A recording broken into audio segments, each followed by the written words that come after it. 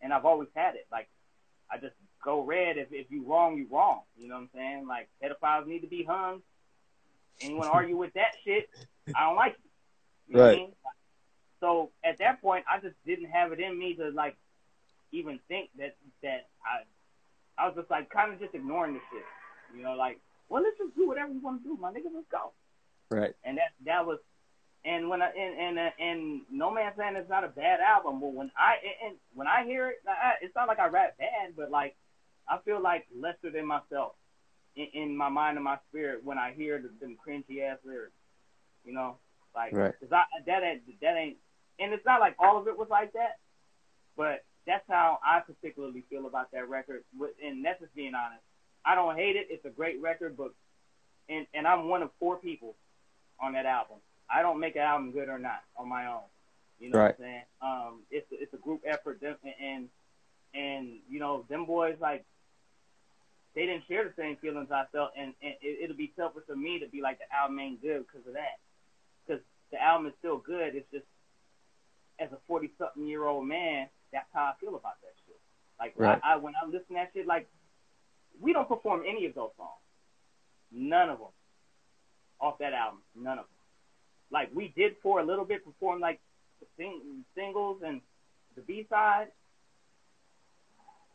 That shit faded away as we made better songs more like how we actually vibe. And we literally don't perform songs. I mean, when we used to perform, like, that's something that should be said now. Like, remember when we used to perform pre-COVID? But yeah, for years before COVID, we didn't perform any of them songs because, you know, for whatever reason. Right. We made better songs. Can you take me back to how... And this is all my opinion, yo. Yeah, it's all good. And we love your honesty. Trust me. I'm a straight shooter, bro. I've been like that since I came out the nuts and the cooch. Can you take us back to how Hiero Imperium was formed and those early conversations of making that label? Yeah, man. Yeah. So, shout out to Big Brother Domino. Like, this is not the first time he's been influential to us heavily, but by any means. But this is like a big deal. He's a big part of that. So when we all had our deals and stuff, we had always imagined doing an album together and doing like a compilation album, like the old school, like the Marley Marl joints, Juice Crew joints, or like, you know, them comp albums from the early late 80s. Those kind of shit. And we always dreamed about doing one, and we're like, we'll get to it. Like, oh, we got this money, we got this deal. That's something we're going to do in the future. So when we lost the deal and the money started going slow, and we literally turned down, like, Soulja Mischief had deals lined up when Zive let us go. Like, Steve Rifkin over at Loud was like, man, come over here. We got 6-figure deals he's fucking with you. Here we go. Like, Wu-Tang fuck with us. RZA was like, sign the soul. You know what I'm saying? Like, it wasn't like we didn't have alternatives, but we were so soured by the process and what happened with Jive that it really just like, it really sucked the life out of how we felt about the industry. And you know, we're from out here, so like, I think Domino was the first one who really said it seriously. It was like we should just do this shit on our own independently. That wasn't the first time any of us had thought about independent music, because we come from the land of that shit. But it was the first time we thought of ourselves as something we should do. We was coming off major label deals. So, and you know, at that time, like, oh man, the hate, like, from the people who championed us at first, like, loved to see us fall and shit. And a lot of them were already doing independent music and, like, sub-dissing us and shit. Like, you know what I'm saying? It's the door that we opened for them and shit. And like, you know, it lit a fire under us. Domino was like, yo, we could get, like, distribution. We need to get, all we need to do is make music. That's what we do. And that's when making the Hiero album actually became, like, something serious to us, when we didn't have shit no more. When we didn't have the record labels no more. When we didn't have the support of the community who like, we bashed the doors open for, that they just, like, just waiting to be like, look at them. I used to walk around in the street, niggas I was cool with would be like, what's up, nigga? Like, I'm like, nigga, yo, word? Right. Like, oh my God, man. Yeah, but I got that all back from them in later years. But yeah, so Domino really was. We were like, how are we gonna do it? We don't got no money, man. And so like some people that we worked with in the past when we had money, chiefly Matt Kelly and Hyde Street Studios, Domino reached an agreement with them to comp us some time and you know, we'll get you back. We believe in ourselves. You know, we're proven sellers, and if you just rock with us, and they knew what kind of people we were. That, you know, we recorded all our albums with them. We spent our budgets with them, and Dom was able to talk that arrangement through, and that's how we started. And it wasn't even a unified effort. Like there were some people in Hiero like, fuck this shit. But they came around. Right. You know? Dope. Yeah.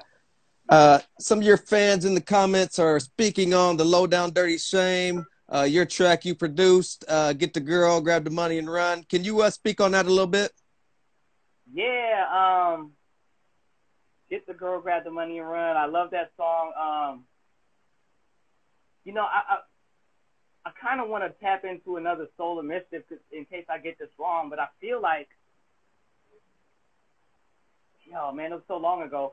I'm not sure if that's a song that we were working on for the second album or if we made that specifically for that soundtrack. And when they asked us to do the soundtrack, we were like, this fits. Like, I'm kind of vague on which one of those that is. But that was still a fun time. That was still a fun time. And to have the B-side video with Casual, that was before they turned on us. That was before the label turned on us. That was before they were like, we're pop. And it literally happened in months. Like, they could have told us then. But that time was still a good time. I was still adjusting to sacrificing your anonymity for your dream. It was still like something new that I was going through.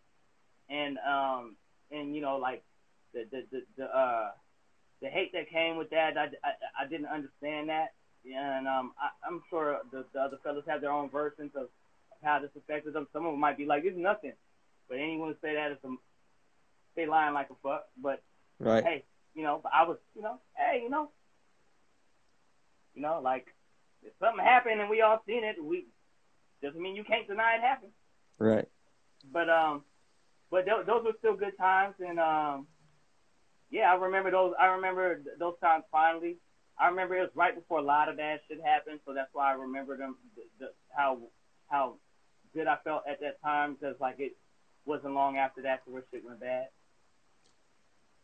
As a group, you guys released Focus in 98, Trilogy, Conflict, Climax, and Resolution in 2000, Montezuma's Revenge, 2009, There's Only Now in 2014. How is it that you guys know when it's time for Souls of Mischief to make new music? I don't know, brother. And just for the people out there, we have an album out there, a follow-up to Focus, that's recorded and done and has been done for years, and it's there, you know. Tajay will let us know when it's cool to release that. But I don't know. We don't really. To me personally, I wish we would make more music. I wish we would have made more music, and I credit that, if that's the right way to say it, to like, you know, like we grew into real life. Like we started off we had a record deal in high school. Like, you know, like our real lives actually started happening some point after all of this shit happened. And, you know, people started having kids, people got married, people finally moved out their house, you know, like right. all kinds of shit. So,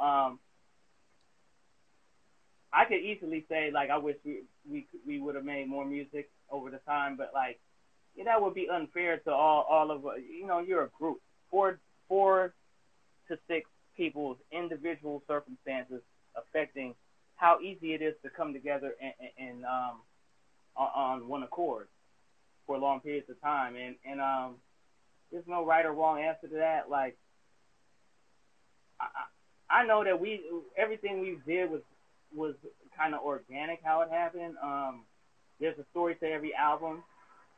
Montezuma's Revenge came out years after it was done. I thought it was never gonna come out. When it actually came out, I was like, no one called me. It was just out. You know what I mean? The There's Only Now album, like, I personally met Adrian on Twitter. We talked about it, and it just happened out of nowhere. Like, it wasn't a big plan. So Souls of Mischief has always been like a kind of like inspired thing. You know, it's never been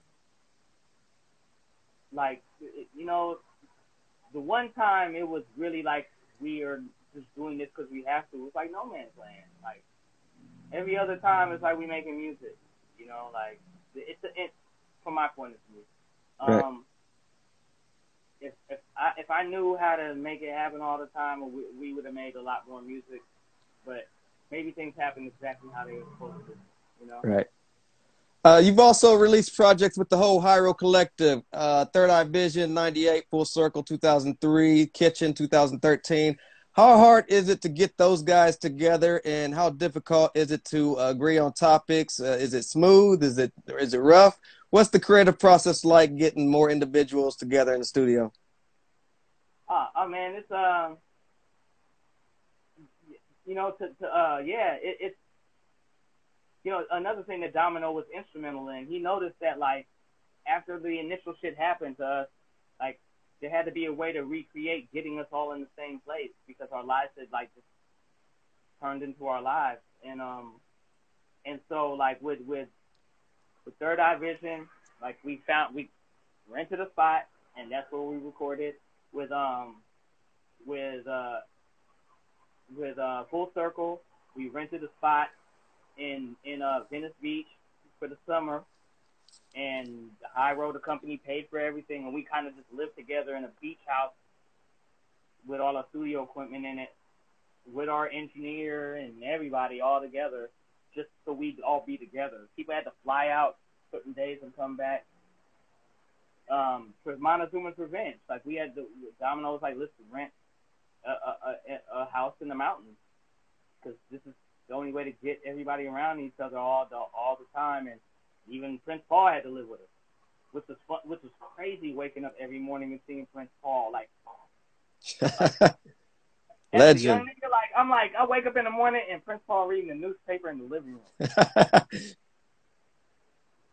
Crazy, right? But so yeah, it's always been like, you know, when you're kids and you're all on the same thing, and you don't have a whole set of life responsibilities that chip into your day, you could just sit around and do shit together. But as the years go on, there have had to been overt efforts by people to create that environment, to Right. you know, to actually push everybody's hand. Like, Domino was like, yo, is everybody agreeing until we get the spot 2 months over here?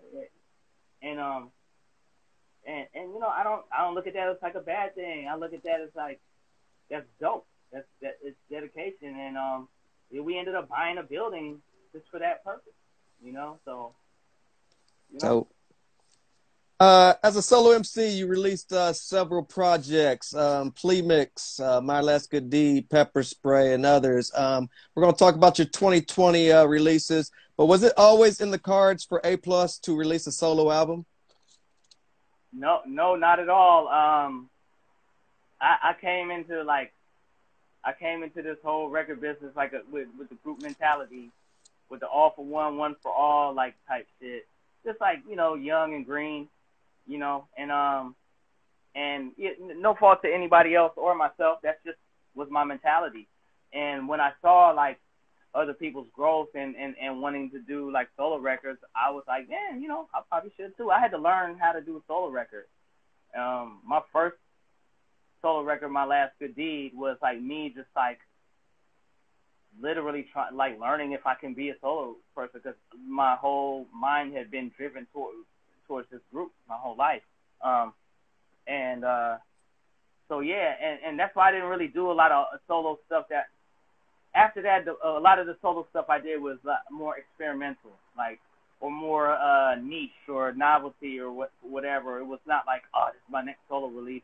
It was just, it allowed me a vein to be more creative as a musician and as an artist. I didn't look at it like, I don't look at my I feel like my second real solo release was my first release of 2020.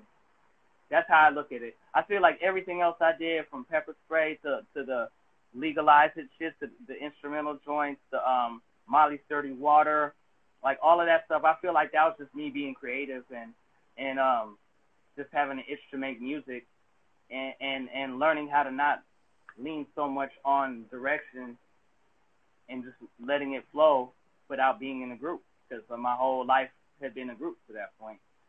So like to me, my second solo album came out, like my second, third, fourth, and fifth solo album all came out in 2020 to me, in my mind. Can you speak on that? We got hit by COVID. The releases, were they based on the creative processes of being locked in and producing those albums during lockdown? Well, I'm glad you asked that question. So at the end of 2019, I had already had in my mind that I was going to like do solo music and record at all costs and not waste any time in 2020. It was kind of like one of the goals I set for myself. I already had it in my mind. And so on a fluke, I ended up, all right, there's this MC Vitamin B, right? Cool brother, dope rapper, really cool person. And he hit me for a verse, like somehow in December, as to get on him with a song. And so I don't want to get the verbiage wrong, but I believe like his younger brother was like a big Souls fan, and a big hip hop fan, and a big Souls fan, and I was like his favorite soul. So he was paying me. So Vitamin B was like, man, I want you to do this verse so I could do a song with you and give it to my brother as like a Christmas gift, or it's something to that effect, right? Really cool dude, right? And I was like, damn, I was like fucking honored. I was like, that's crazy. He sent me the beat, and I was like, okay, let's do it. And I wanted to record the song, but I couldn't record it at Hyro at the time, because like, you know, it's a lot of people recording it. So I was calling around the people I know and people that I'm cool with, you know. And I called Architect, and I was like, hey, Arch, bro, like, and I had never been to his studio. Granted, I known Arch for mad long. He's like, you know, he's like a part of Souls of Mischief. You know what I mean? In our later years, he runs the 404 next to Break B Lou. So it's not like he's unfamiliar to me. He's my homeboy, but I had never been to his Oakland studio. And I was like, bro, can I go to your Oakland studio and record this verse for this brother Vitamin B and tell me what we need to make it happen? And he was like, oh, man, shit, it's nothing. Come on through. Then he was like, as a matter of fact, just hop on one of my joints when you hear. And I was like, duh. I go down there, I lay the shit for Vitamin B. Sound dope. He didn't tell me he was getting Grouch on it, though, which is my brother. I was like, I wish I'd have heard that. I would have came tighter. But shout out Grouch, shout out Vitamin. So, like, I laid the verse. I was like, I'm done laying the verse. And I was like, well, find a beat so I can make you whole. You know, so I could keep my word. You feel me? Because I'm a word and bond type person. I'm like, word means everything to me. You know, and I mean, I'm stickler for that shit, pet peeve shit, you know. You can't rely on somebody's word. They'll tell you anything. Right. You know, especially people close to you, you know what I mean? So he's like, yeah, he threw on a beat. He made a beat right there, and he threw it on. I was like, that one. And that's the first song on Free Dope. And after hearing it, we just started talking I told him about my plans for next year. And he was like, man, I'll be wanting to work like that. People don't want to work as much as me, you know, like. And I was like, well, shit, let's see how this goes. And I told him my plan, and he was like, with it. So we ended up knocking that album out. So to get further to the answer in your question, Free Dope, which is the first album we put out 2020, and Chamber Games, the second one, they were both fully recorded prior to Shelter in Place. Like, we were mixing the Chamber Game. I think I recorded the last verse on Chamber Game the day they said Shelter in Place. You know, so right. Those first 2 albums were recorded pre-COVID. One of them may have come out. No, I think they both came out post-COVID. I don't know. I had to check the release date, but they were both, all the raps on there. Like, it's funny to hear them now. It's almost like it sounds like I'm rapping in COVID time. But so those first 2 were recorded before COVID, and then the Black Switzerland is the only one, and then the Christmas album is the only ones that we recorded. Like, we were gonna record like 5, 6, 7 albums if COVID didn't happen, basically. And so yeah, that was how I came into 2020. How me and Ark even got into that vibe. It was just like, once COVID kicked in, we were like, I was like, I'm glad I already had this momentum, and already had this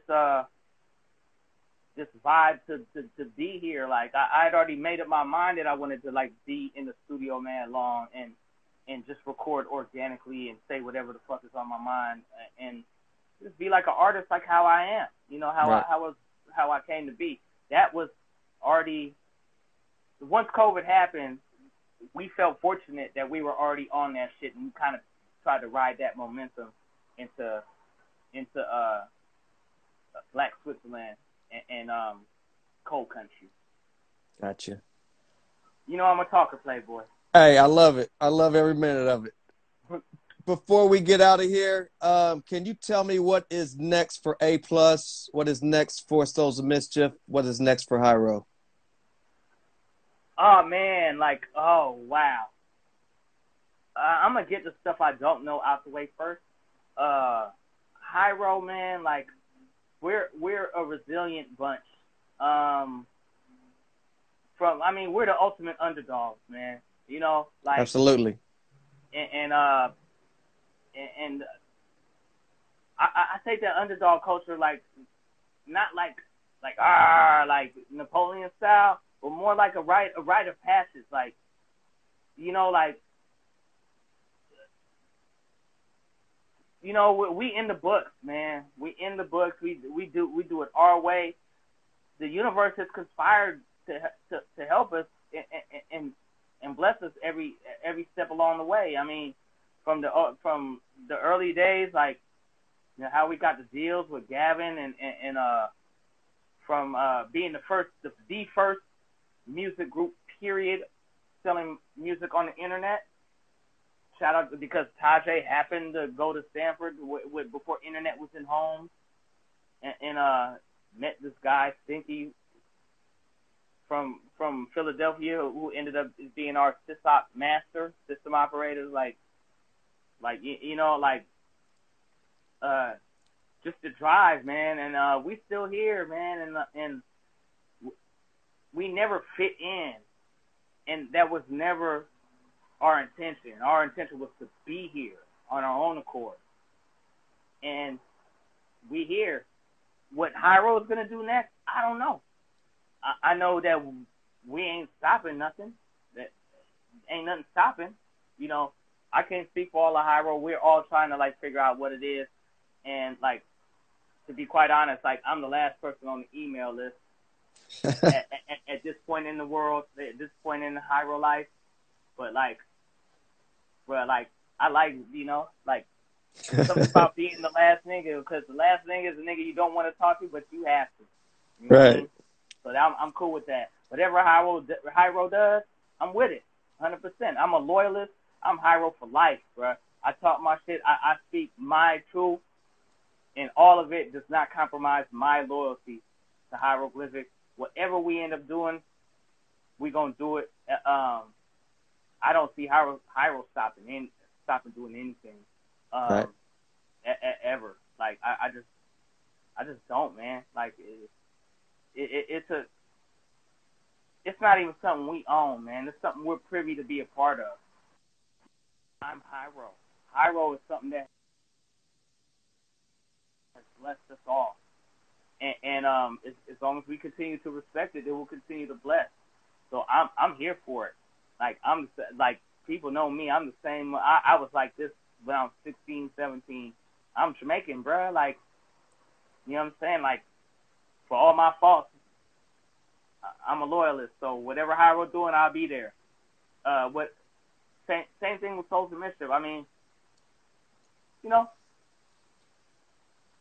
a little bit more tricky there. But again, like this is not the place to be to introduce finality. You know what I'm saying? Right. For me, I'm saying in responding. Like who the fuck knows, man? Like I love them boys. They love me. Like who knows what life has to offer? You know that like something may happen tomorrow that makes us making an album together the thing to do. Who knows? Right. I'm up for it. As far as me, A+,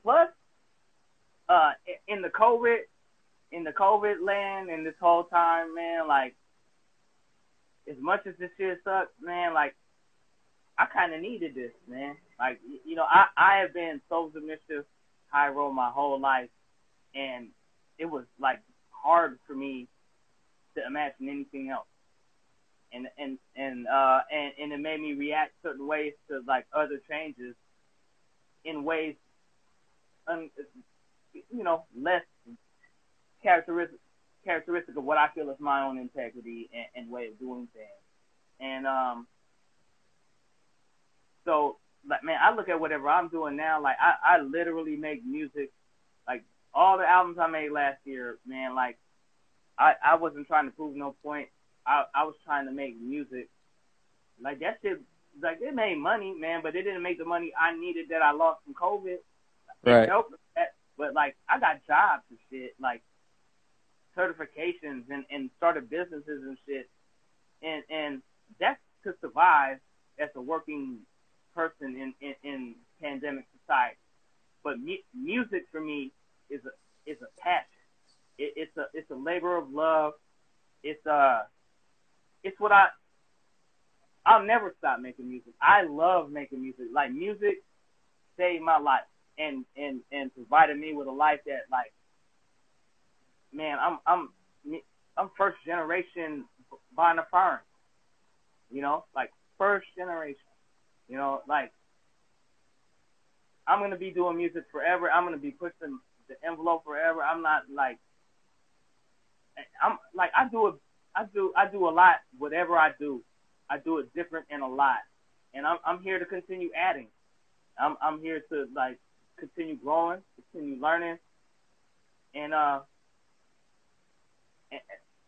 like last year, man, like I said, man, once a man, twice a child, bro. Like just being here, man. You know, right. Just like I don't like my job, bro. The shit I gotta do now to make money, I don't like. I don't hate them, or I wouldn't do them. But I don't like them. I don't have any passion for them. But I have passion for the music that I make. Right. The room, when I go pay my bills and take care of my shit, the room I make to go into my therapy and make the music, that will never leave me. Right. And hence I will always be there whenever Hyro Souls anything. Like niggas know about me. Like I'm loyal and trusted and valuable. So I'm here for it. Who knows what the dust ain't settled yet, man. We'll see. Right. A+, this has been a wonderful interview. Thank you so much for making time for me. Thank you for dealing with me making this time, man. Like your candor and your class. I'm honored. Thank you. Appreciate you so much. Day one fan, thank you so much for what you've done for the culture, for me personally. Can you tell everybody where to keep up with you social media wise? Yes, man. Keep up with me. Like always look for Hyro A+. That's HIERO APLUS. That's me on Twitter, Hyro A+ Twitter, Hyro A+ IG. But also, I'm about to in a couple weeks, I'm gonna unveil the A+ store with all my personal A+ Hyro merch. So that's coming like mad dummy soon. Like dummy soon. Also, I have a fully funded podcast. I got the grant for the funding. I've been working on it for a couple years prior to COVID, and it's coming to fruition. The Agree to Disagree podcast. It's already trademarked, you bitches. So, yeah, I have to say shit like that. Also, yeah, I'm leaving something out. Yeah, man, like A+ music. Just something I'm leaving out, but It was something I think you said you wanted to push. I can't remember what the name was that you. Let me see if I can go into. Oh yeah. Thank you, brother. See, thank you. See, that's all it takes. Somebody saying it ain't gone. So, I got this Sunspot Jones A+ album coming out. Stony Hawk 2.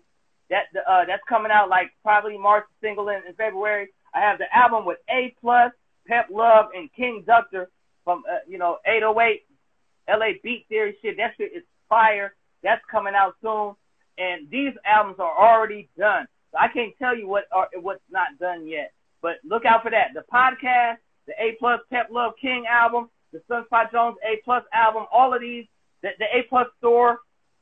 Man, yeah. And more than anything, I don't, man, fuck with all of them, but like the podcast, man, if you like hearing me rant on some crazy real fuck the world shit, like fuck it, like fake niggas can't hide in the dark, tell the truth in the light shit, Agree to Disagree podcast with your boy A+. Shout out the whole Hieroglyphics, host Mischief, Architect, Great Beat Lou, two crazy.